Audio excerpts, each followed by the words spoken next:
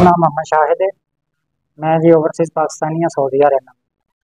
तो मेरी ख्वाहिश थी कि मैं वापस पाकिस्तान जाके जो ही सऊदीया तो आवागा पाकिस्तान जाके मैं अपना बच्चों की सेविंग लिए प्लाट खरीदना।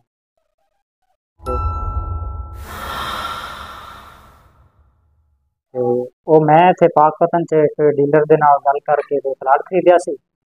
डीलर का नाम सलीम है और जिस बंदे का प्लाट से उनका नाम सी फरूक अहमद। वो अस्करी बैंक के मुलाजिम। उन्होंने नाल मेरी गलबात हुई, सौदा फाइनल होया। 24 लाख 20 हज़ार पेमेंट के मैं उन्होंने को प्लाट खरीदा। ठीक है, रजिस्ट्री मेरे नाम हो गई, इंतकाल मेरे नाम, फर्द मेरे नाम मिल गई है मेरे को।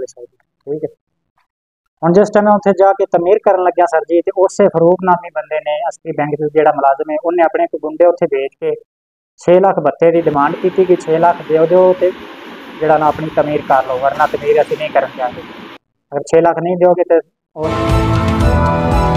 उन्होंने मैनू जानू मारन की धमकी भी दी। उस दे फिर बाद च मैं अपने इत्थे थाना फरीदनगर के एप्लीकेशन भी दी है। तो उस तो बाद अब्दुरमान बटूल सदर किसान बोर्ड जिला पाकपतन, ये जोड़ा कि शाहिद हुसैन ओवरसीज़ पाकिस्तानी सऊदी अरब के 5 साल ला के आया। इनकी शादी मलकास हुई।